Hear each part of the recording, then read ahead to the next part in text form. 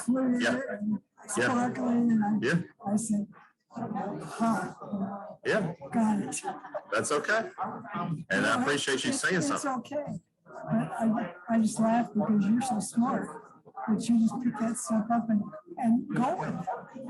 Well, like I say, if you had a question, somebody else might too. And we want to make sure we're being clear. Yeah. That wasn't what the point was. Yeah. But anyway, thank you. Yeah, you're welcome.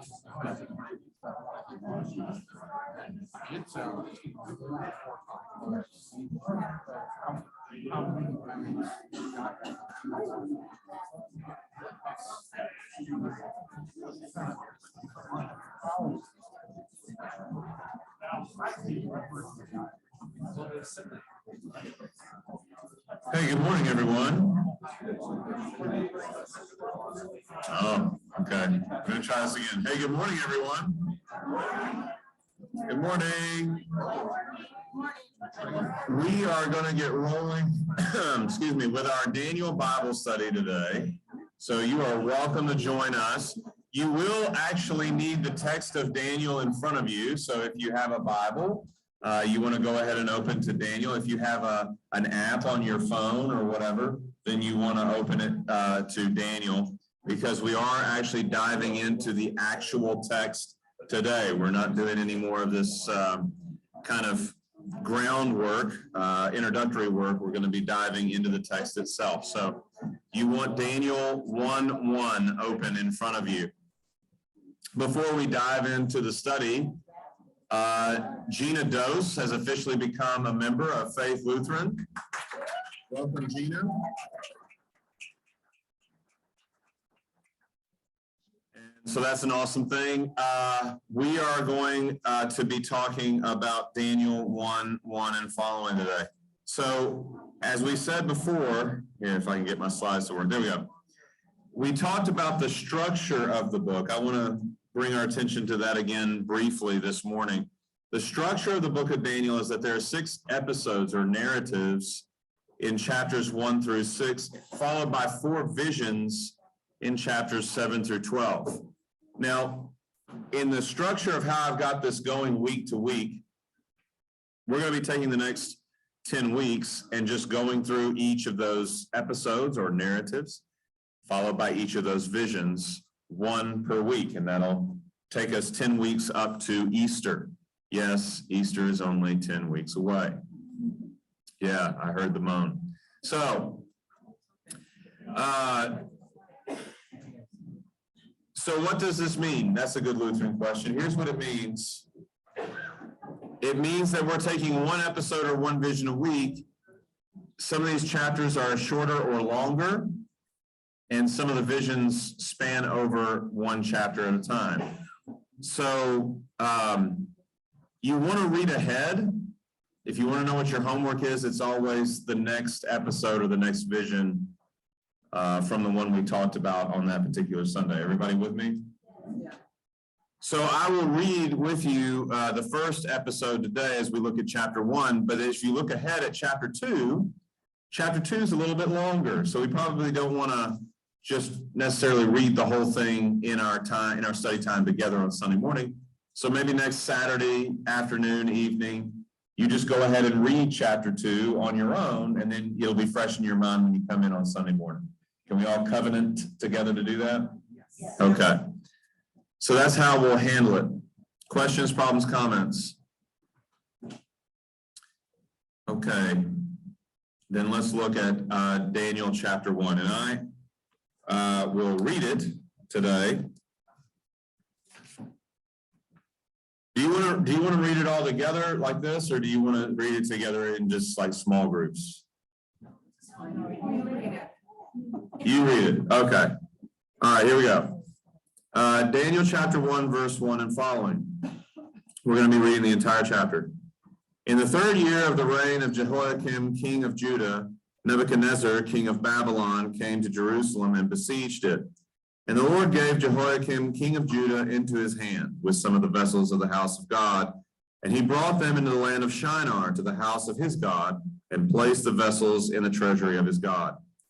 Then the king commanded Ashpenaz, his chief eunuch, to bring some of the people of Israel, both of the royal family and of the nobility, youths without blemish, of good appearance and skillful in all wisdom, endowed with knowledge, understanding, learning, and competent to stand in the king's palace, and to teach them the literature and language of the Chaldeans.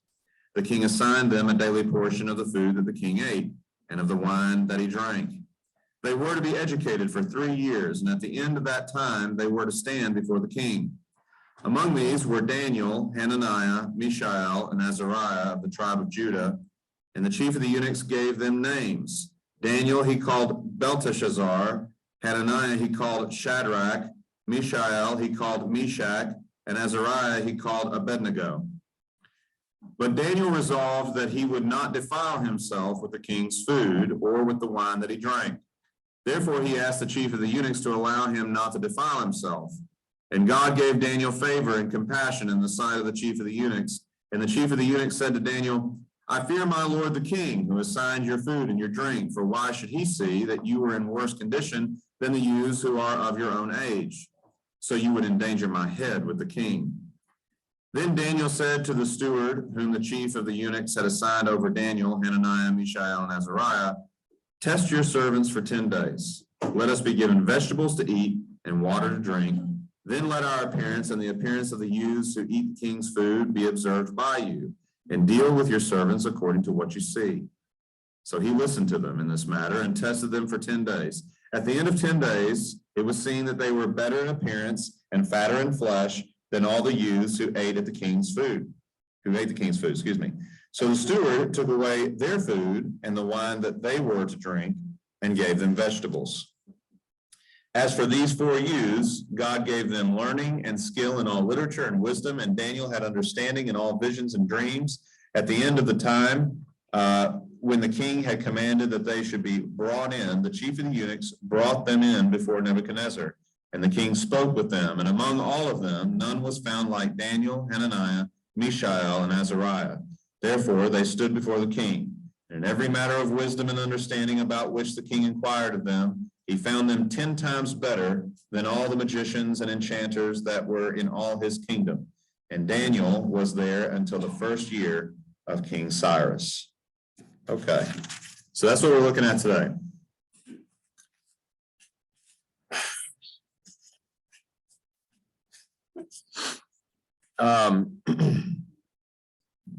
So we begin in the 3rd year of the reign of Jehoiakim. Some of you have already asked me over text, you've texted me in questions already, and you said, what about, so we're studying Daniel, but what about a book like Ezekiel? Because it seems to be written at the same time. They are contemporaries of each other, Daniel and Ezekiel, okay? So Ezekiel is also a prophet during the same time period in Israel's history.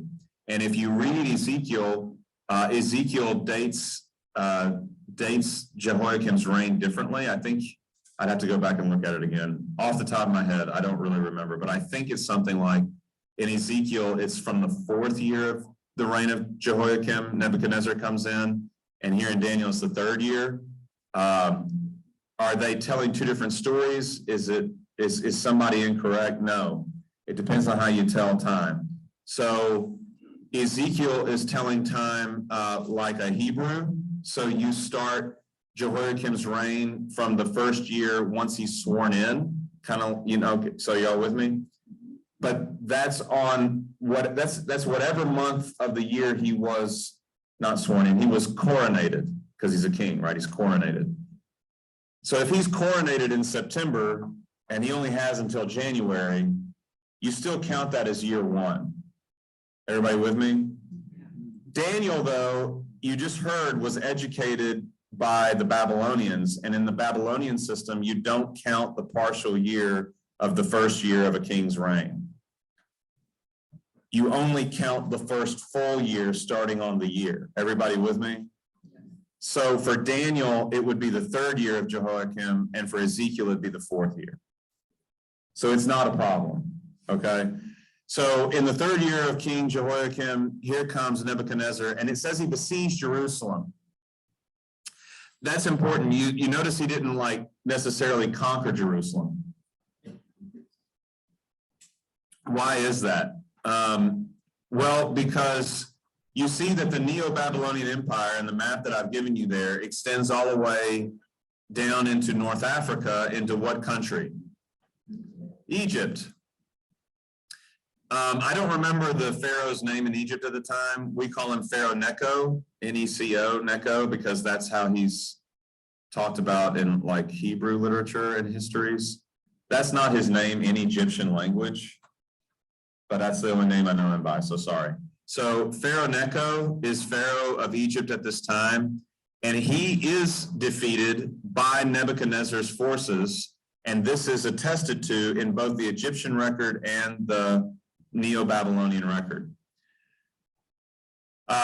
Judah, the little tiny kingdom of Judah there, and which is really nothing, it's really not much more than a city-state, right? At this time in history, it's really not much more than a city-state, with its capital of Jerusalem, is aligned with Pharaoh Necho of Egypt. Like almost like a vassal state, they're aligned with Egypt. So what happens is Nebuchadnezzar sets siege to Jerusalem. He goes down and continues his campaign against Egypt. He defeats Pharaoh Necho.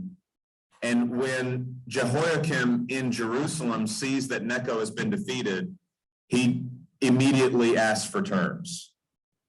Are y'all with me? Because he knows there's no help coming and he's on the wrong side. And so he makes Judah a vassal state now of the Neo-Babylonian Empire. And so they do break down the walls to a great degree during the siege, right? Because that siege works against walls.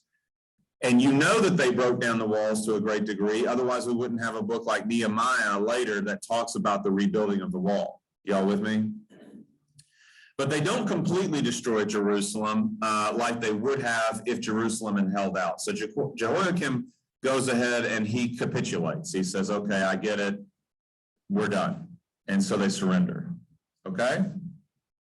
The next thing the Babylonians are going to do, and we've talked about this in here, is they are going to start moving Judeans in this long, I compared it to our Cherokee Trail of Tears. They're going to forcibly remove many, many of the people, and there's going to be a brain drain.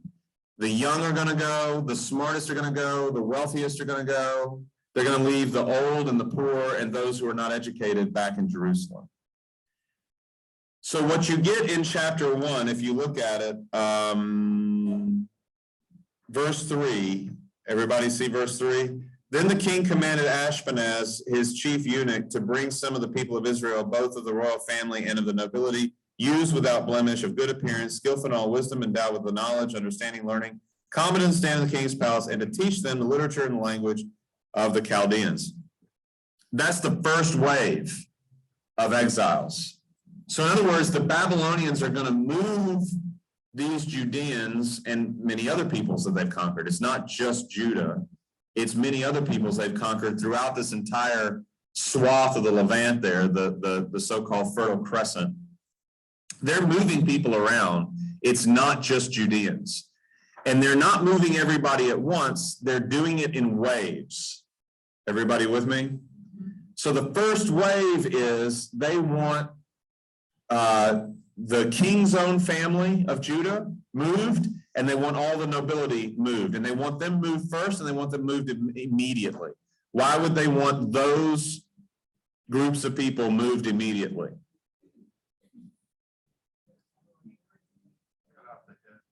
Yeah, you got to cut off the head and make sure there's nobody who could mount a resistance, like, oh, we surrender, we swear, and then as soon as you turn your back, they're mounting a resistance, right? So if you move all the nobility first, there's nobody left to mount a resistance. So they move them immediately, right? And they're the first wave. And Daniel is part of that. He's part of the nobility. He's not part of the king's family, but he is part of one of the noble families of Jerusalem. So are his three amigos. That's what we're just going to call them. We are the three amigos. No? Nobody? Steve Martin? It's a classic. I'm telling you, it's an American classic. Anyway, so they're going to move Daniel and the three amigos because they're all part of the nobility of Jerusalem. And then the text also makes reference to, if you look at verse 2, if you back up to verse 2, and the Lord gave Jehoiakim, king of Judah, into his hand with some of the vessels of the house of God. And he, that is Nebuchadnezzar, brought them to the land of Shinar. So Shinar is Babylon. Everybody remember this from Genesis? In the plain in the land of Shinar, they built a tower. Anybody remember what it was called? Tower of Babel, and then this is Babylon. Yeah, are y'all with me? Oh, somebody's connecting dots for the first. Everybody's like, oh, okay, I heard some O's.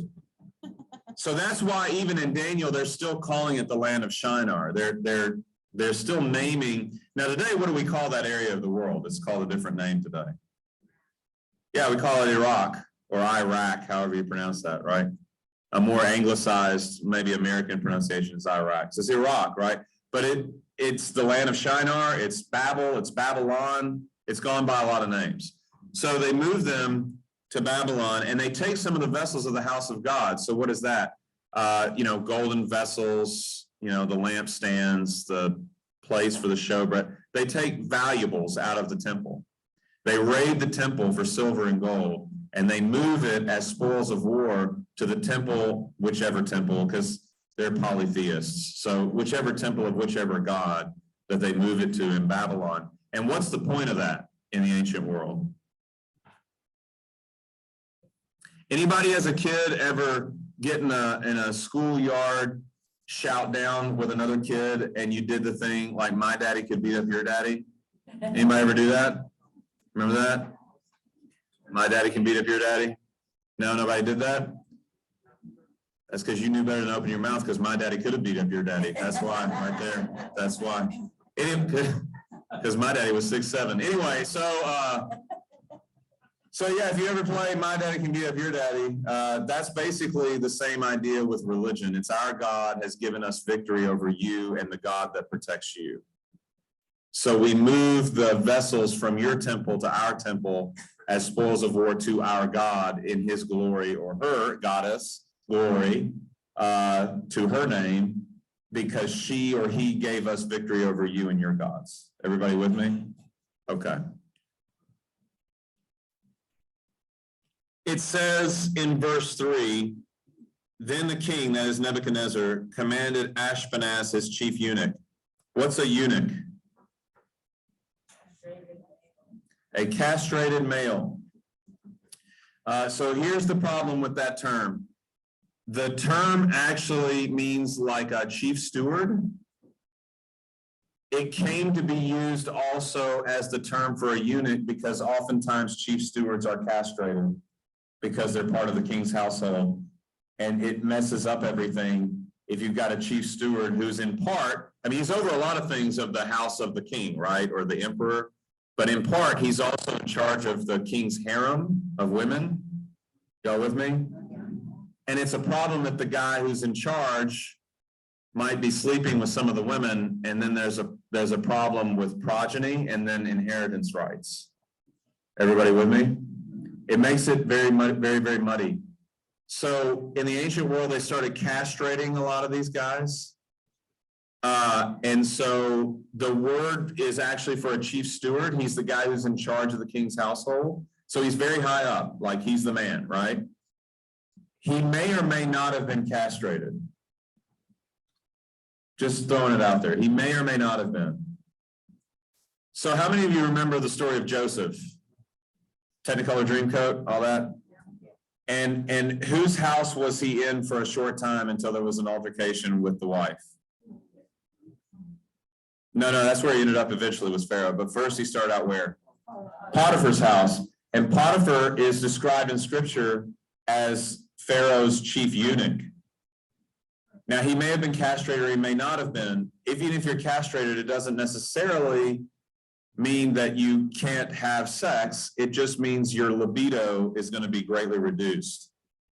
So maybe he was castrated. So here's a thought for you, which means his libido was reduced, which means that Potiphar's wife was not being taken care of like a wife ought to be taken care of.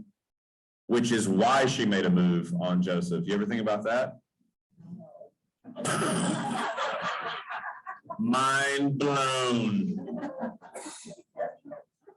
So Ashpenaz is either castrated or he's not, but he's definitely the chief steward over the household. Y'all with me? Okay. All right. And then the very first thing they do when they're going to educate him for 3 years. So basically, these are kids, they're going to send them to college in Babylon. That's not college the way we think of it, but they're going to be educated for 3 years.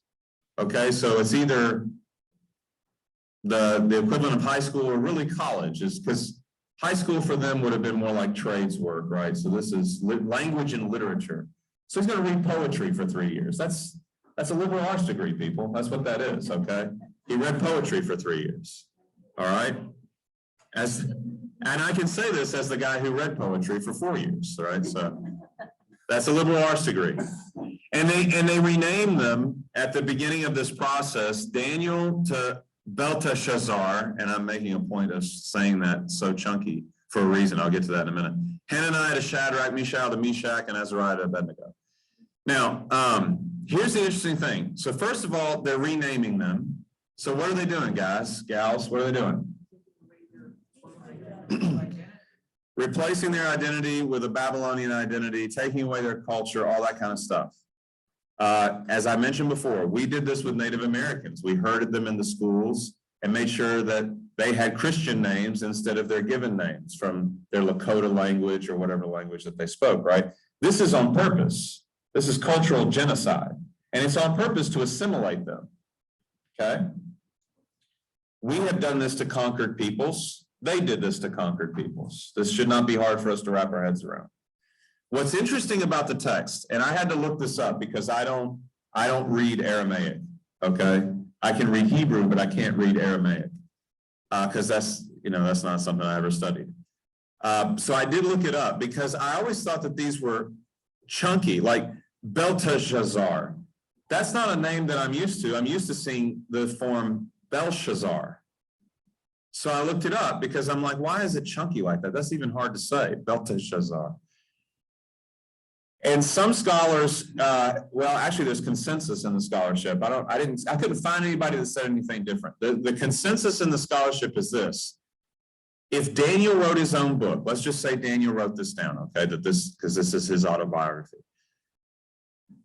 The consensus is Daniel marred the spellings of the names in Aramaic on purpose. So the name is Belshazzar.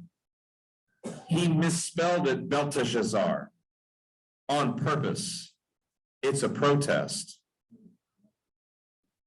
So the last, I don't remember all of them, but like Shadrach should have Marduk in it because these are, okay, let me back up. These are theophoric names. That's the technical word for the theophoric names. So your student pastor's name, what's his first name? Daniel, just like this guy, right? Daniel is a theophoric name. You hear Dan, El. El is Elohim, God. Dan is judge. God is my judge. It's a theophoric name. It's a name that has to do with the worship of your God.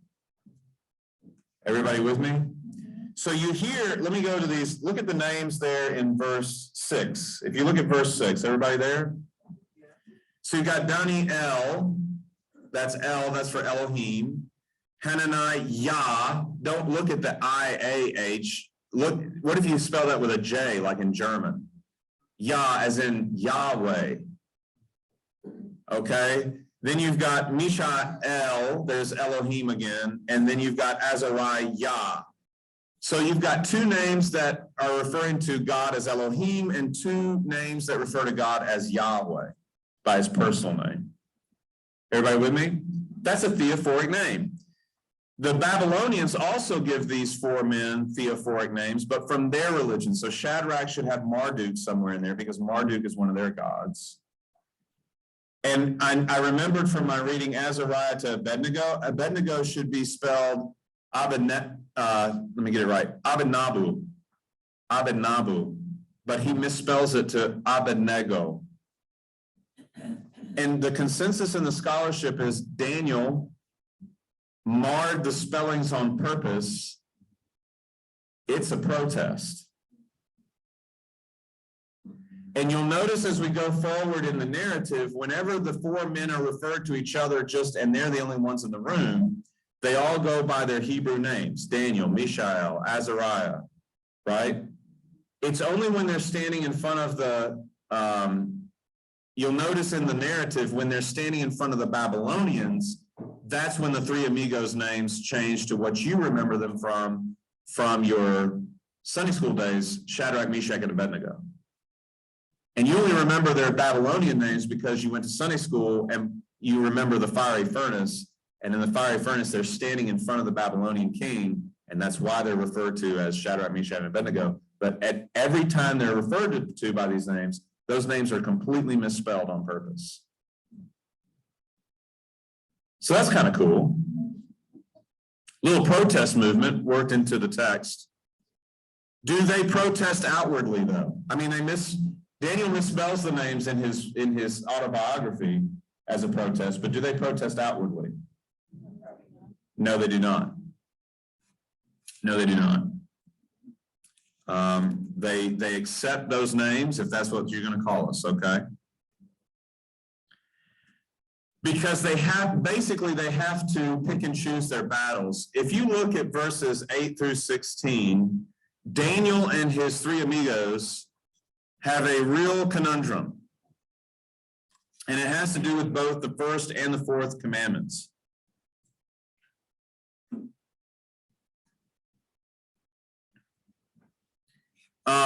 The chief eunuch, Ashpenaz, has orders from the king that for these 3 years of college, where they're going to be reading Chaldean poetry, okay?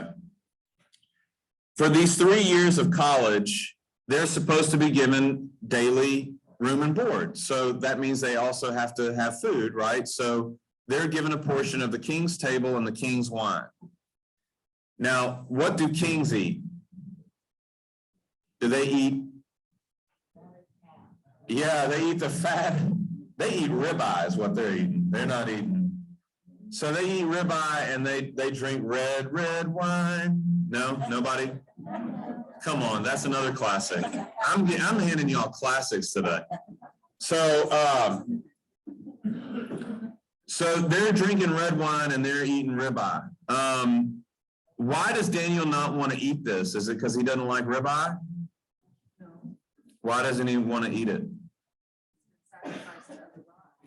It's been sacrificed to other gods. So I don't know if y'all remember in studying Paul's writings in the New Testament, Paul has a different way of getting around this. He just says Christians ought to eat and drink with a good conscience because we know that there are no other gods. Because everybody's living in the Roman Empire and your neighbors might invite you over for dinner and they may have sacrificed or said a prayer to another god. And what are you supposed to do as a believer? Never hang out with unbelievers? If you don't hang out with unbelievers, you can't share the gospel with them. So by the time we get to the New Testament, the new covenant with Jesus Christ, Paul has a different solution to all of this. And I was glad for that solution because when I was living in Thailand, when I first got there, I didn't have my own place yet. And I lived with a host family for the program. And they put me up for a time. And every morning they would cook me breakfast and then they would take a portion of rice and give it to the Buddhist monks. And then they would take a portion of the food and the rice that they gave me in the morning and they took it out to a little spirit house in the forest and they left it there for the spirits of the forest. So in other words, every day that I was eating breakfast, lunch, or dinner, I was eating food sacrificed to other gods, whether that's Buddha or whether that's a spirit, like an animist spirit in the forest. You know, I was eating food every single day of my life when I was there that was sacrificed to other gods. Daniel is not living after Jesus Christ and he hasn't talked to Paul and he doesn't have another way of dealing with this. If he eats food sacrificed to other gods, which commandment is he breaking? The first. But if he rebels against his captors there in Babylon, and this is the rest of your life, buddy. You ain't getting out of this. This is for life. You gotta live amongst these people. If he rebels against the authorities, which commandment is he breaking? The fourth. So how are you supposed to live in light of both the first and the fourth commandments?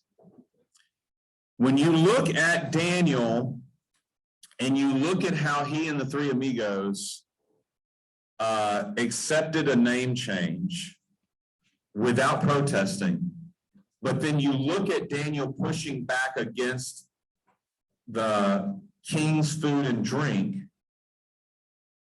it gives us a good example of how wise believers live in a world of unbelievers, and where they push back and where they don't. Everybody with me?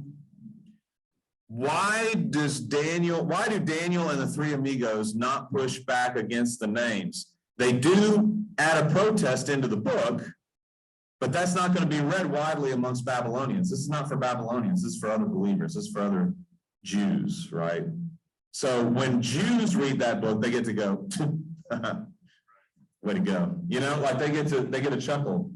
When other believers read that book, they can get a chuckle, but they don't protest outwardly. Why do they not protest outwardly when their names are changed? Because it affects the way they believe in God, and it makes peace with this guy that they have to live with. Yeah, it makes peace with the guy they have to live with. It doesn't change the way they believe. You know, in a lot of ways, Daniel and the three amigos, and I'm just going to call them that for the rest of this time, by the way. Daniel and the three amigos, they have it a lot easier than even the prophets did in the land of Israel or Judah before them. In the land of Israel and Judah, the kings of Israel and Judah have to pay lip service to the covenant with the God of Abraham, Isaac, and Jacob. But often, how did they actually live or operate as kings? Did they actually live out the covenant with God, with the God of Abraham, Isaac, and Jacob? No, because they often killed the prophets, or they brought in worship of other gods and goddesses alongside the worship of the true God. Y'all remember all that, right? So they pay lip service, but then they operate in a way that is very pagan. And in some ways, that's harder, because if we walk into the room and we walk into the conversation and everybody there is supposed to be on the same page, but they're not really, you become that guy if you speak up and say something.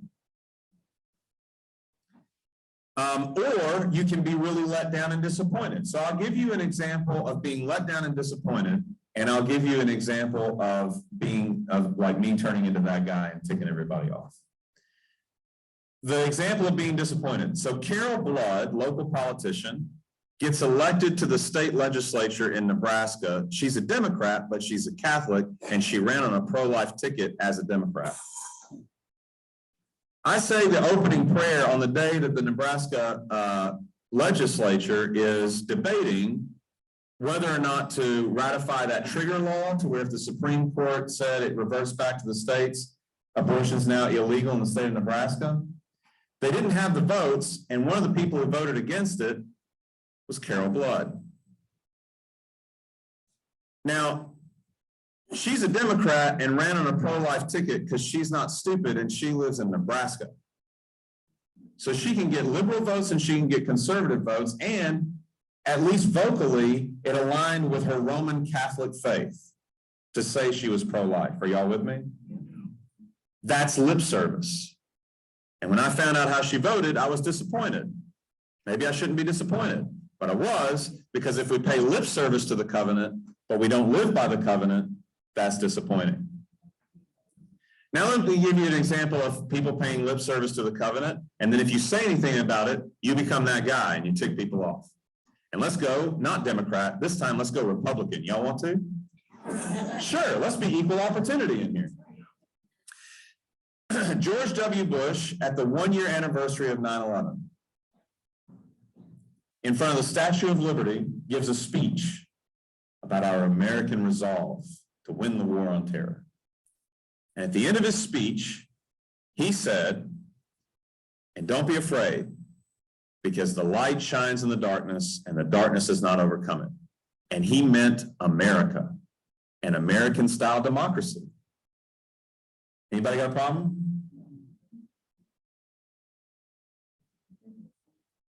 It is a biblical reference, Sharon, and it's okay for a president to make a biblical reference, right? But who is that biblical reference referring to? It's in reference to one person and one person only. The light that shines in the darkness, and the darkness has not overcome it, is the person and work of Jesus Christ, not the American state. So I said in a sermon at about that time to my congregation at the time, I'd like to draw your attention to the heresy of the President of the United States. And I said it in the middle of an LCMS congregation, which typically, and by the way, if you vote Democrat, you're allowed to be a member of this church, but typically,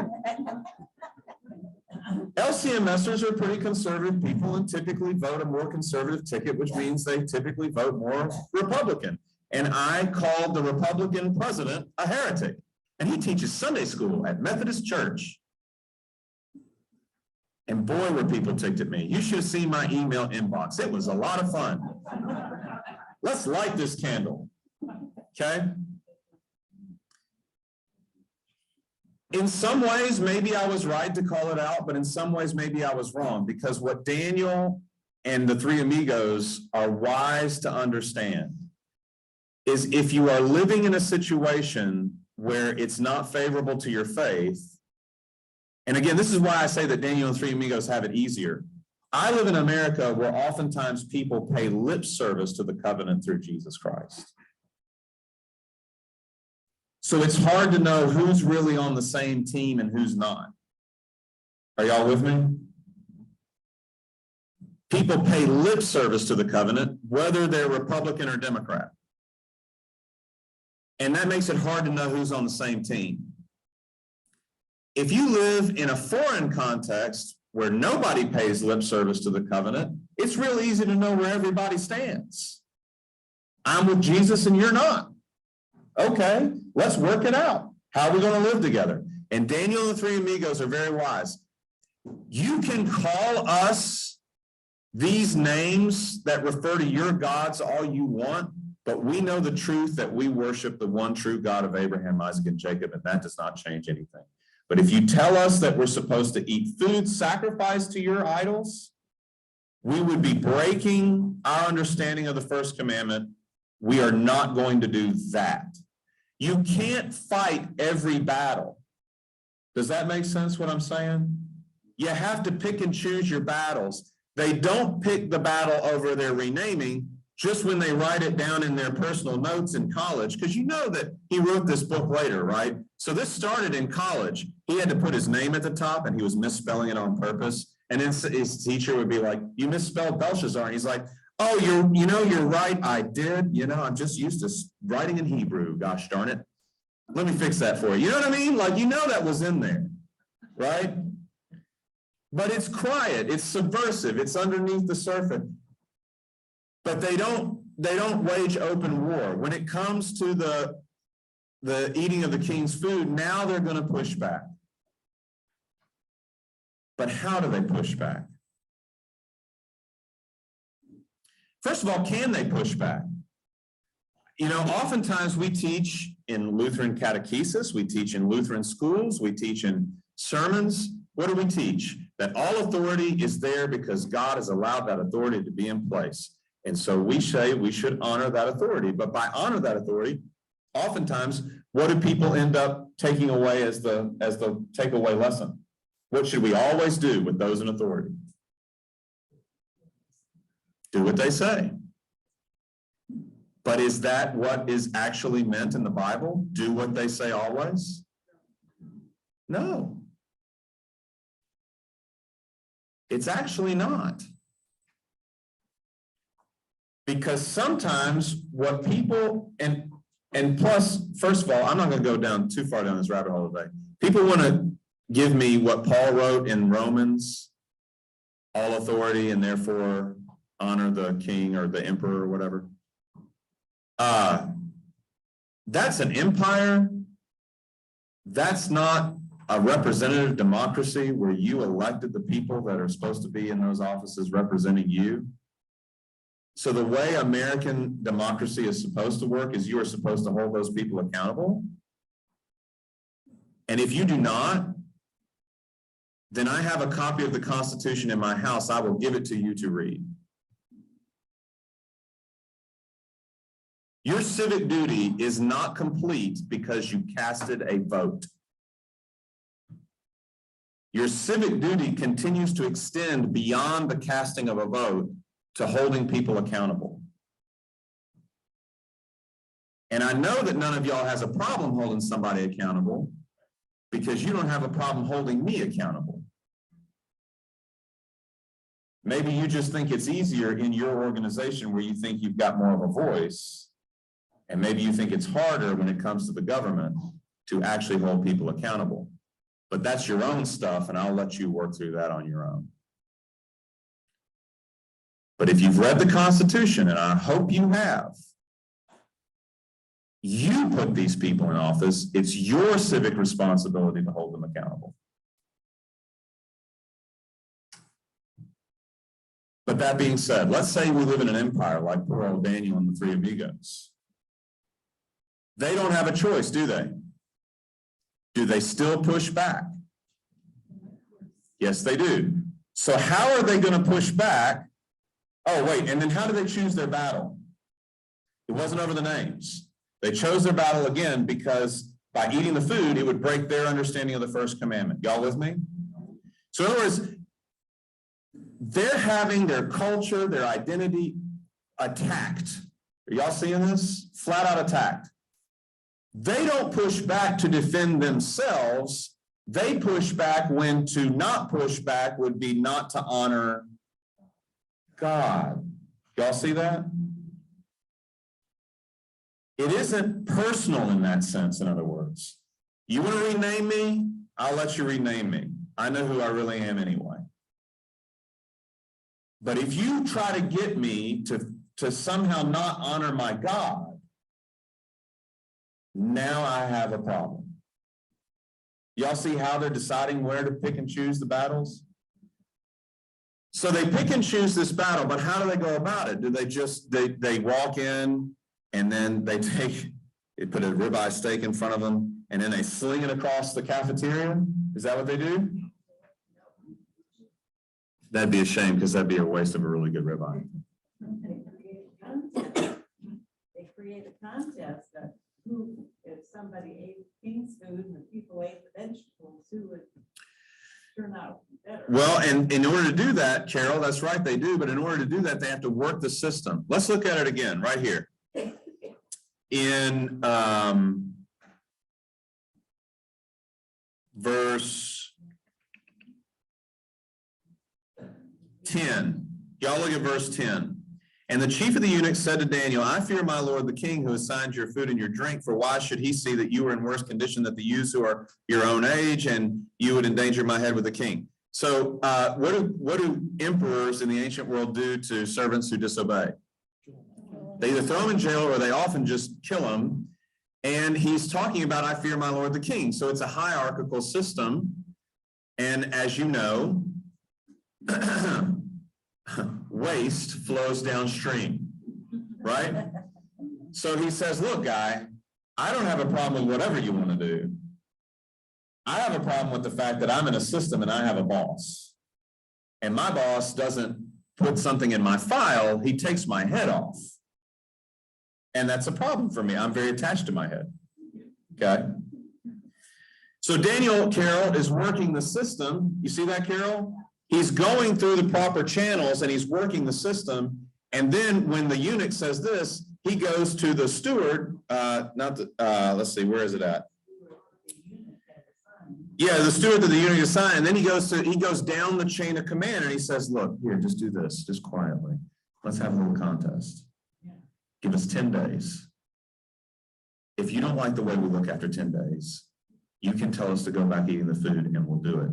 Do you see that he is honoring the king and he is honoring the chief eunuch and he is honoring the local steward. He's honoring them, but he's pushing back. He's like, look, just give me this And if you give me this and it doesn't work out, we will do it your way. We will capitulate. We will not say another word. So he is honoring those in authority over him, but he's also pushing back at the same time. Y'all see how you can do both? And that's the other thing that I think sometimes gets mistranslated in the way that we Lutherans in America, at least, teach the fourth commandment. We think that to push back is to openly rebel. It is not, or it doesn't have to be. You can write letters. You can make phone calls. You can work relationally with other people, and it is possible to push back without torches and pitchforks.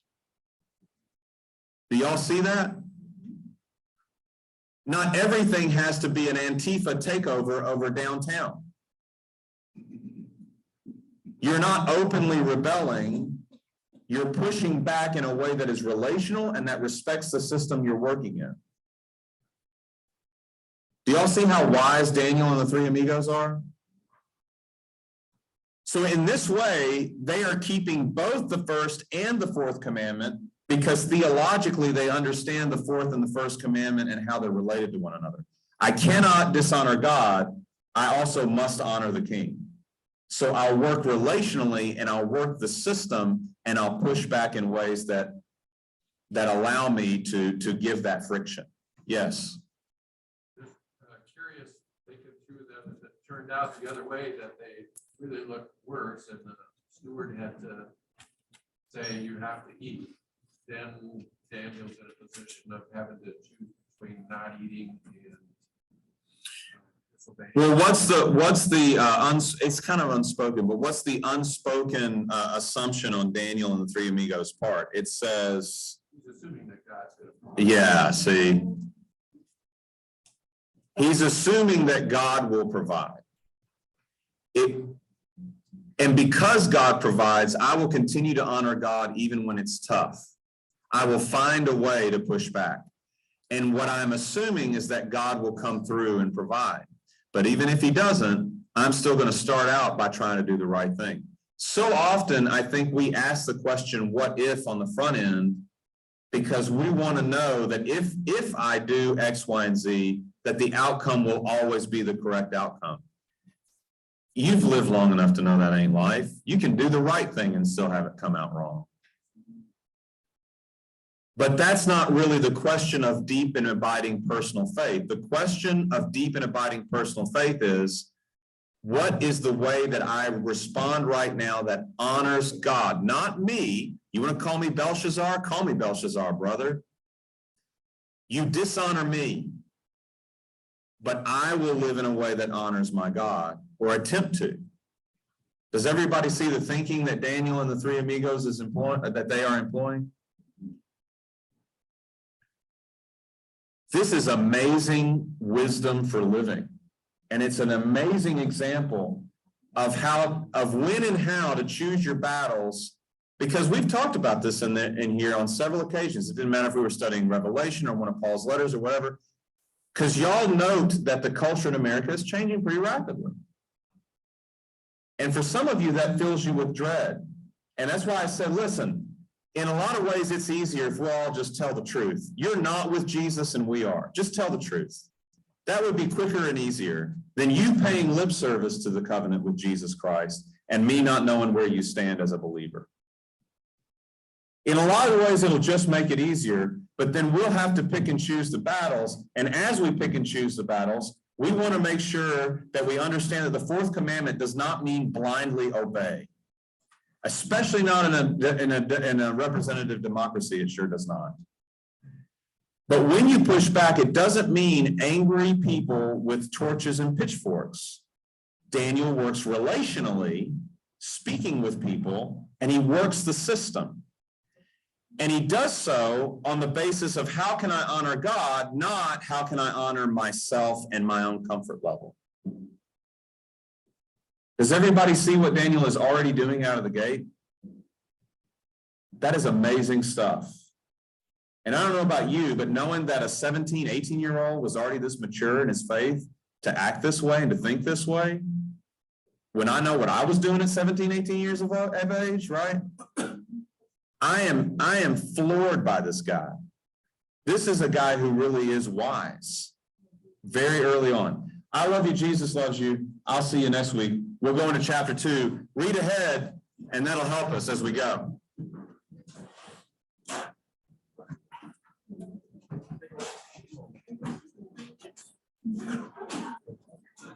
Yeah,